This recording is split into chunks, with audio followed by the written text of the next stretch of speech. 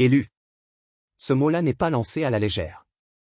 Ce mot a traversé des millénaires, des déserts, des nuits d'insomnie et des larmes séchées sur des oreillers froissés. Ce mot a été murmuré dans l'oreille de bergers qui ne se savaient pas rois, dans l'âme de prophètes qui croyaient être fous, dans le cœur de femmes que leur génération avait décidé d'ignorer. Et aujourd'hui, ce mot arrive jusqu'à toi. Pas par hasard. Pas parce que l'algorithme t'a poussé ici comme il pousse tout le monde ailleurs. Non. Tu es ici parce qu'il y a quelque chose en toi qui a répondu à un signal que le monde autour de toi ne capte même pas. Tu sens cet appel depuis longtemps, même si tu ne savais pas lui donner un nom. Tu sais que ta vie est censée être plus que ce que tu vois. Tu sais qu'il y a une version de toi qui n'a pas encore été révélée. Et ce soir ou ce matin, ou cet après-midi, peu importe l'heure à laquelle tu regardes ceci, quelque chose se passe. Quelque chose se rompt. Quelque chose commence. Abonne-toi maintenant. Sérieusement, si tu es du genre à passer devant des portes ouvertes sans entrer, c'est le moment de changer ça. Ce canal est un espace sacré. Chaque vidéo est une clé. Et toi, tu as déjà la serrure. Abonne-toi, active la cloche, et reviens chaque fois que tu as besoin d'entendre une vérité qui ne te mentira pas. Parce que ici, on ne vend pas des rêves. On proclame des révélations. Ce que tu es sur le point d'entendre dans les prochaines minutes n'est pas un message générique. Ce n'est pas un sermon de plus, une motivation de plus, une liste de conseils spirituels emballés dans une belle présentation. Ce que tu vas entendre est un message calibré pour ceux qui se sentent à part. Pour ceux que leur propre famille ne comprend pas. Pour ceux qui ont essayé de rentrer dans des cases et qui en sont ressortis brisés. Pour ceux qui prient dans le silence parce qu'ils n'ont personne à qui parler de ce qu'ils vivent vraiment avec Dieu.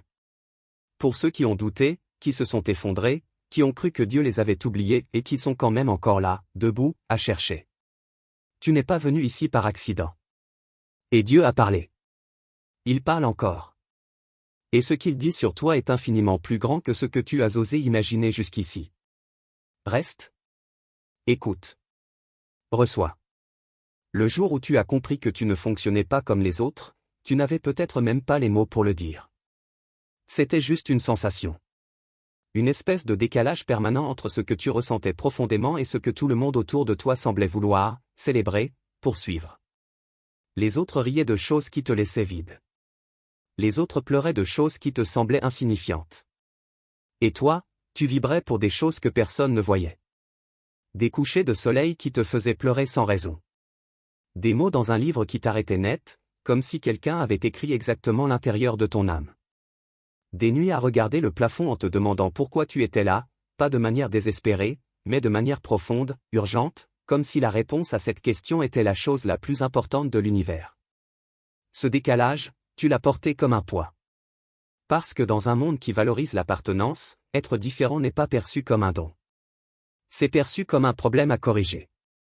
On t'a peut-être dit que tu pensais trop. Que tu te prenais trop au sérieux. Que tu compliquais les choses. On t'a peut-être encouragé à être plus simple, plus social, plus léger. Et tu as essayé. Dieu sait que tu as essayé. Tu as mis des masques. Tu as joué des rôles.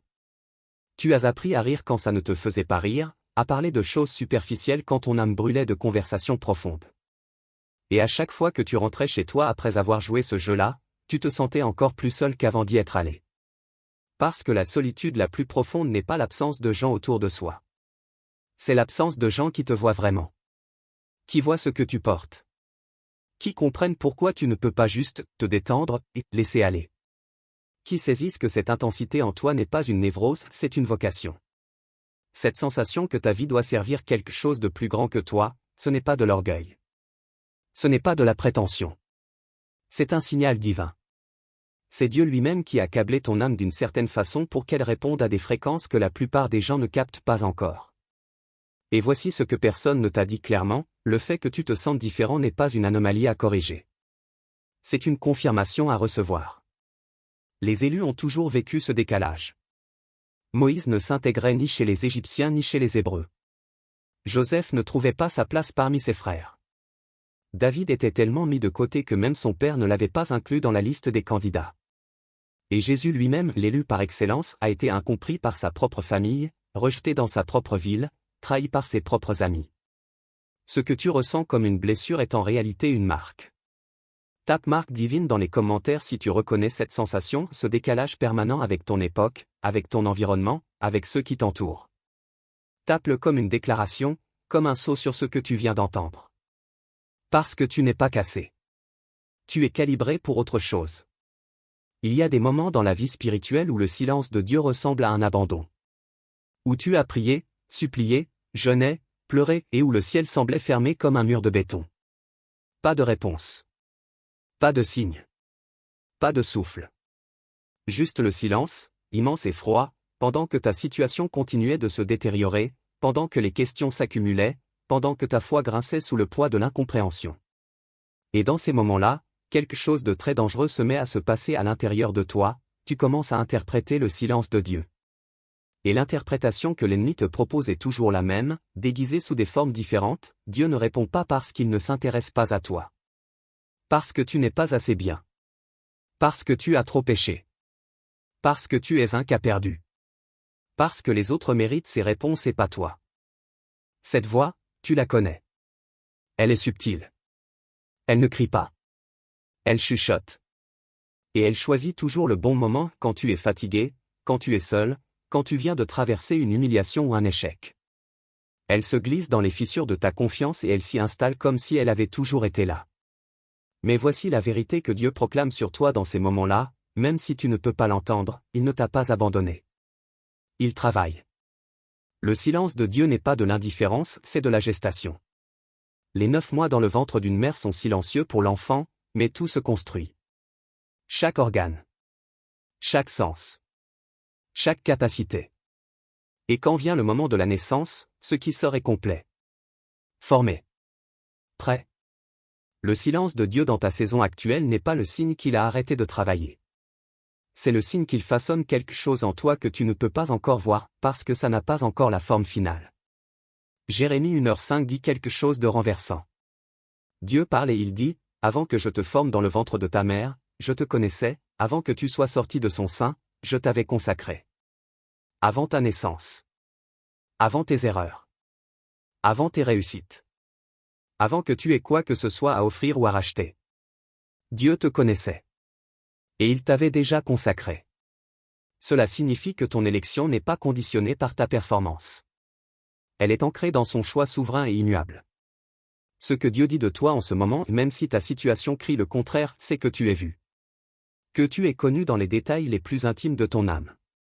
Que chaque larme que tu as versée dans le secret a été comptée. Que chaque prière murmurée à minuit a été entendue. Que chaque fois que tu as choisi de tenir malgré tout, il a vu cet acte de foi et il l'a inscrit quelque part que l'ennemi ne peut pas effacer. Écris il m'y voit dans les commentaires si tu as besoin de recevoir cette vérité ce soir. Pas parce que c'est un jeu. Mais parce que proclamer une vérité à voix haute, même par écrit, c'est un acte de foi. Et la foi, même petite comme une graine de moutarde, met en mouvement ce que le doute avait gelé.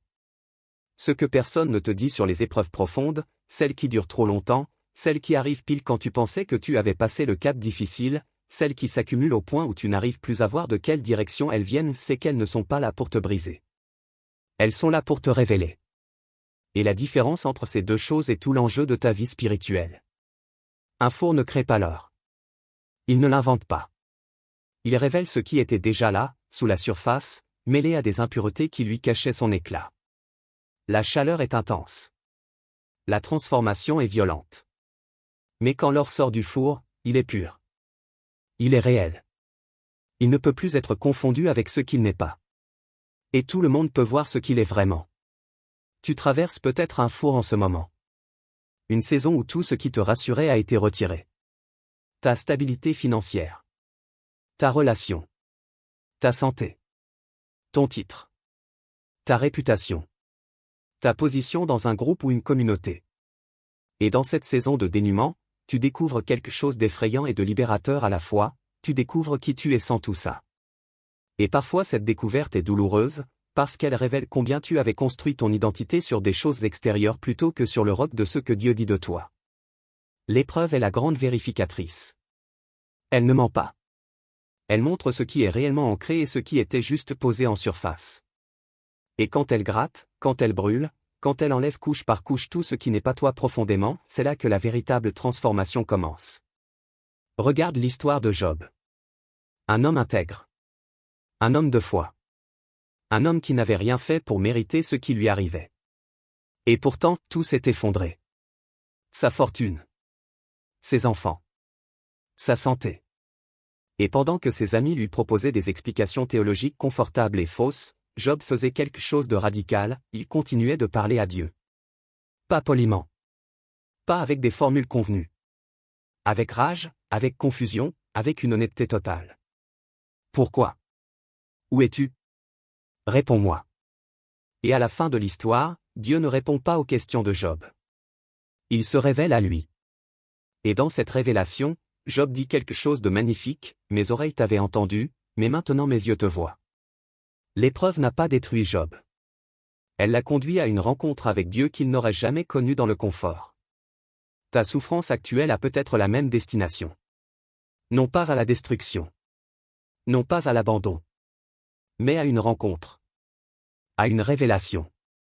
À un niveau de connaissance de Dieu que seul le feu peut produire. Tape four mais pas brûlé si tu traverses une épreuve en ce moment et que tu choisis, malgré tout, de faire confiance au maître orfèvre. Ce n'est pas une capitulation. C'est la forme la plus haute de la foi. Le jour où quelqu'un t'a dit que tu n'étais pas assez intelligent, pas assez beau, pas assez fort, pas assez croyant, pas assez discipliné, pas assez de telle ou telle chose, quelque chose s'est déposé en toi. Pas immédiatement visible. Pas comme une blessure ouverte. Plutôt comme une graine semée dans le sol de ton inconscient, qui a germé lentement, discrètement, jusqu'à devenir une conviction profonde que tu portais comme si tu l'avais toujours eue. Et cette conviction, avec le temps, a commencé à filtrer chaque opportunité, chaque relation, chaque appel divin. Elle te disait, c'est pour les autres, pas pour toi. Tu n'es pas de taille. Tu n'as pas le niveau. Tu vas encore échouer. Cette voix n'est pas la tienne. Elle a été installée. Et il est temps de l'identifier, de la nommer, et de la déloger. L'identité volée est l'une des stratégies les plus anciennes et les plus efficaces de l'ennemi, parce qu'elle ne t'attaque pas frontalement. Elle ne te dit pas « tu es mon ennemi ». Elle se déguise en vérité intérieure. Elle prend la voix de ta mère, de ton père, de ton professeur, de ton ex, de ton patron, de tes pairs. Elle recycle les paroles de ta blessure et les présente comme des faits objectifs sur ta valeur. Et pendant que tu crois ces mensonges, tu ne bouges pas. Tu n'avances pas. Tu n'oses pas répondre à l'appel. Parce que quelque chose en toi est convaincu que tu n'es pas la bonne personne pour ce que Dieu demande. Mais regarde qui Dieu a choisi tout au long de l'histoire. Il n'a pas cherché les plus qualifiés. Il a cherché les disponibles.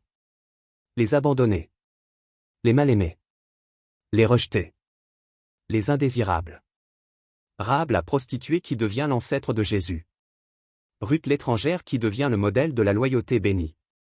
Gédéon le plus petit de la plus petite tribu, se cachant dans un pressoir, à qui l'ange dit « vaillant guerrier ». Pas ce que Gédéon était. Ce que Dieu voyait en lui. Ce que Dieu déclarait comme réalité spirituelle avant même que la réalité naturelle l'ait rattrapé. Dieu ne t'appelle pas ce que tu es. Il t'appelle ce que tu vas être. Et l'écart entre ces deux choses, c'est la distance que ta foi est invitée à traverser. La reconquête de ton identité commence par un acte de rébellion sainte. Tu regardes chaque mensonge qu'on a semé en toi et tu le refuses. Pas poliment. Pas timidement. Avec la même force que David refusait de porter l'armure de Saul, je ne peux pas marcher avec ça, je ne l'ai pas éprouvé. Tu refuses de marcher dans une identité qui n'est pas la tienne. Tu retournes à la source.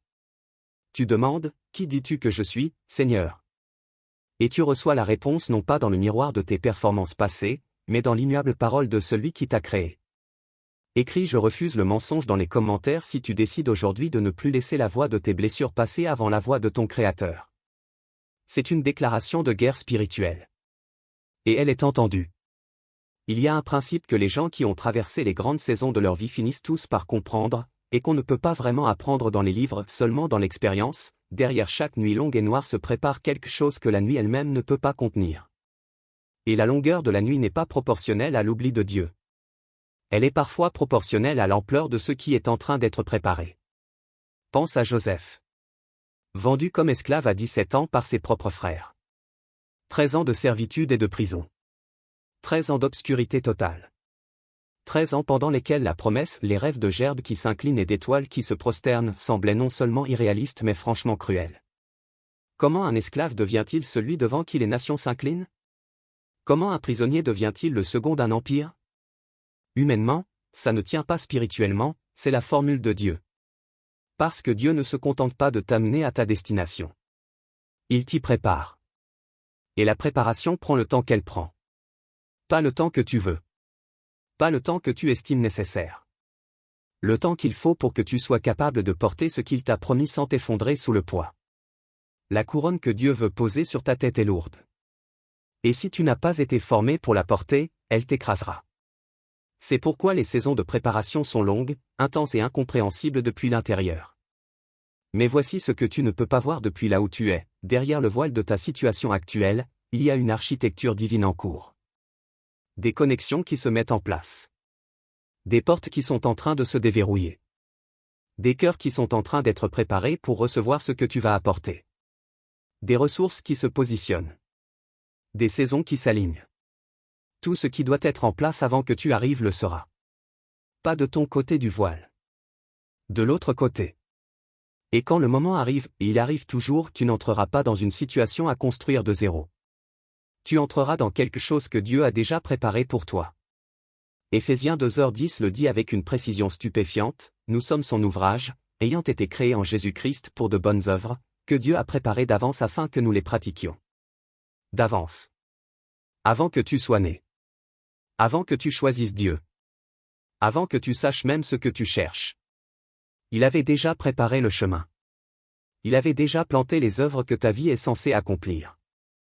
Et tout ce que tu traverses en ce moment, chaque douleur, chaque retard, chaque perte te forme pour que tu puisses marcher dans ce qui était déjà prêt. La promesse n'est pas annulée par la peine.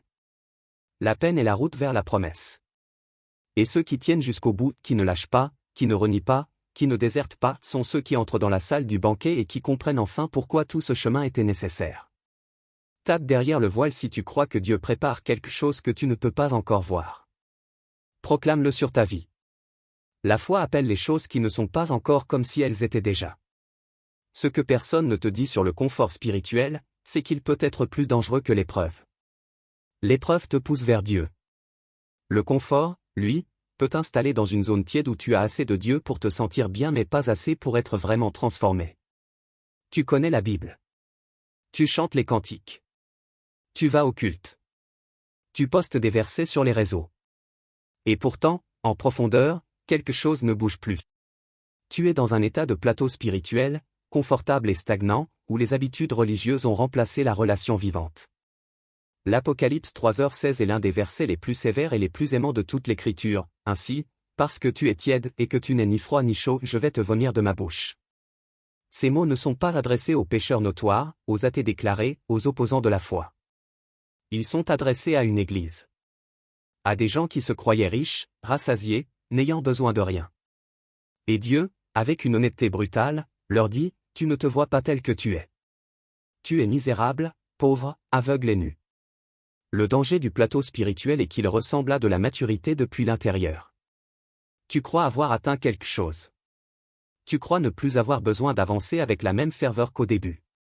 Tu crois que l'urgence du début était de la nouveauté émotionnelle, pas de la profondeur réelle. Et pendant que tu te convaincs de tout ça, tu t'éloignes lentement, confortablement, du feu qui était censé consumer toute ta vie. L'appel à la rupture est l'un des actes spirituels les plus courageux qui existent. La rupture avec les habitudes mortes déguisées en discipline. La rupture avec les relations qui te tirent vers le bas sous couvert de loyauté. La rupture avec les environnements qui normalisent la médiocrité spirituelle. La rupture avec la version de toi qui sait quoi dire dans un groupe de prière mais qui ne parle plus vraiment à Dieu dans le secret. Abraham a répondu à un appel de rupture radicale. Sors de ton pays, de ta patrie, et de la maison de ton père. Laisse ce que tu connais. Laisse ce qui te rassure. Laisse ce dans quoi tu as construit ton identité. Et va vers un lieu que je te montrerai. Pas que je t'ai déjà montré. Que je te montrerai au fur et à mesure que tu avances. Dieu ne révèle souvent la destination qu'à ceux qui ont déjà commencé à marcher. La carte n'est donnée qu'aux marcheurs. Et toi, qu'est-ce que tu dois laisser derrière toi pour avancer vers ce que Dieu a préparé? Quelle habitude? Quelle relation? Quel confort? Quelle version de toi-même qui ne te mène nulle part mais que tu maintiens parce qu'elle est familière? Écris Rupture Sainte dans les commentaires si tu acceptes de laisser aller ce qui te retient pour avancer vers ce qui t'attend. C'est l'engagement le plus courageux que tu puisses prendre en ce moment. Et Dieu le voit. Le jour où j'ai compris que Dieu ne parlait pas seulement à travers les Écritures et les prédicateurs, quelque chose a changé dans ma vie de façon irréversible. Non pas que ces voix-là soient moins importantes, elles sont fondamentales. Mais Dieu est un Dieu vivant, créatif, personnel, et il utilise un vocabulaire infiniment plus large que celui auquel nous l'avons souvent limité. Et si tu passes à côté de ces langages, tu passes à côté de sa voix au quotidien et tu te retrouves à attendre une parole que tu as peut-être déjà reçue sans la reconnaître. Dieu parle dans les rêves. Pas tous les rêves, mais certains rêves portent une densité particulière, une clarté différente, une charge émotionnelle qui persiste longtemps après le réveil.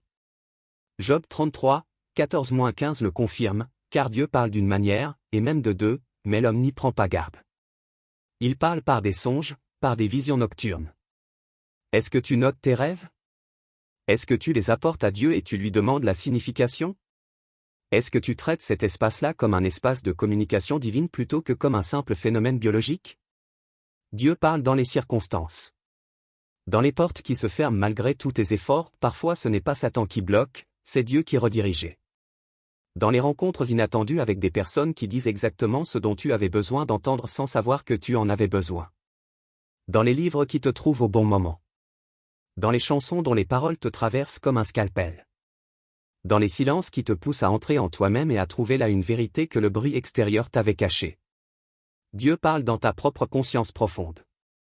Cette voix tranquille en toi qui sait. Qui sait avant que ta raison ait eu le temps d'analyser.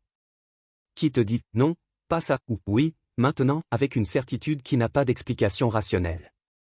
On appelle ça l'intuition. Les anciens l'appelaient le témoignage de l'esprit. Et apprendre à distinguer cette voix de celle de tes peurs, de tes désirs, de tes conditionnements, c'est l'un des travaux les plus importants de la vie spirituelle. Dieu parle dans la nature. Dans la régularité des saisons qui te rappellent que chaque hiver finit. Dans la graine qui meurt pour produire du fruit, Jean 12h24. Dans la mer qui a ses limites et qui les respecte, et dans l'homme qui refuse souvent les siennes. Dans la fidélité du soleil à se lever chaque matin, même quand tu ne l'as pas mérité, même quand tu n'y as pas pensé. Et Dieu parle dans ta souffrance. Pas pour te punir. Mais pour te parler dans une langue que le confort rendait inaudible. C.S. Lewis l'a dit d'une manière qui résonne, la douleur est le mégaphone de Dieu pour réveiller un monde sourd. Pas parce que Dieu est cruel. Parce que parfois, nous sommes tellement anesthésiés par le bruit, l'occupation et le confort, que seule la douleur crée le silence nécessaire pour qu'on puisse vraiment entendre. Tape J'entends et sa voix si tu t'engages à être plus attentif, à partir d'aujourd'hui, au langage divin dans ta vie quotidienne. Parce que Dieu parle. Il parle encore. Et il t'invite à affiner ton écoute. Ce que personne ne te dit sur la période de formation spirituelle, c'est qu'elle a une fin. Elle est intense, longue, douloureuse parfois, révélatrice toujours, mais elle n'est pas éternelle. Il y a un moment où Dieu arrête de te former dans le secret et commence à te déployer dans l'espace public. Et l'une des erreurs les plus communes que font les gens qui ont vécu des saisons profondes avec Dieu est de rester en mode réception alors que Dieu a changé de mode et qu'il est passé en mode envoi. Tu connais ce moment. Peut-être tu le vis en ce moment même. Un sentiment étrange d'urgence. Une impatience qui n'est pas de l'agitation mais quelque chose de plus sacré, une pression intérieure qui te pousse à faire, à créer, à parler, à bâtir. Une idée qui revient sans cesse. Un projet que tu repousses depuis des mois, des années. Un appel que tu entends mais que tu diffères, attendant d'être prêt, attendant le bon contexte, les bonnes ressources, la confirmation parfaite. Mais voici la vérité difficile à entendre, tu n'attends plus Dieu. Dieu t'attend. Il a fait sa part. Il t'a formé. Il t'a équipé. Il a planté en toi tout ce dont tu as besoin pour commencer. Et il observe, avec toute la patience de l'éternité et tout l'amour d'un père, le moment où tu vas enfin te lever et faire ce pourquoi il t'a préparé. Le retard n'est plus dans le ciel. Il est dans ta décision. Matthieu 25, la parabole des talents est l'une des paraboles les plus sévères de Jésus. Et ce qui est frappant, c'est que le serviteur condamné n'est pas celui qui a échoué. C'est celui qui n'a rien fait. Par peur. Par prudence mal placée. par excès de préparation qui était en réalité de la procrastination déguisée. Le maître revient et il dit, tu savais. Tu avais reçu. Et tu n'as rien fait. Ce n'est pas la faute de ne pas avoir assez, c'est la faute d'avoir enterré ce qu'on avait. Qu'est-ce que tu as enterré? Quel don tu caches parce que tu as peur qu'il ne soit pas parfait? Quel message tu retiens parce que tu n'es pas sûr que les gens soient prêts à l'entendre? Quel projet tu as mis en veille parce que tu attends des conditions qui n'arriveront jamais dans la forme que tu imagines? Le moment parfait n'existe pas. La foi ne fonctionne pas dans des conditions parfaites, elle crée des conditions parfaites là où elle s'exprime. Et puis, regarde les hommes et les femmes que Dieu a utilisés le plus puissamment dans l'histoire. Ils n'étaient pas prêts quand ils ont commencé. Moïse bégayait. Jérémie se disait trop jeune. Pierre était impulsif et instable. Paul était l'ennemi de la foi qu'il allait défendre. Marie était une adolescente inconnue dans une ville insignifiante. Aucun d'eux n'avait le profil. Tous ont dit oui quand même. Et c'est ce oui qui a changé le cours de l'histoire. Ton oui peut changer des vies. Ton oui peut libérer des gens qui attendent exactement ce que toi seul tu peux leur apporter, avec ta voix, ton histoire, ta blessure transformée en message. Personne d'autre ne peut faire ce que toi tu peux faire, de la façon dont tu peux le faire, pour les gens auxquels tu es destiné à parler. Écris c'est-leur dans les commentaires si tu décides aujourd'hui de sortir de la salle d'attente. Si tu lèves la main. Si tu réponds à l'appel. Pas quand tu seras prêt. Maintenant. Parce que, maintenant, est le seul moment où tu peux réellement agir. Nous sommes arrivés à la fin de ce voyage. Et je veux que tu saches quelque chose avant que tu fermes cet écran, avant que tu retournes à ta journée, avant que le bruit ordinaire du monde reprenne ses droits sur ton attention. Ce que tu as entendu ici ce n'est pas du contenu.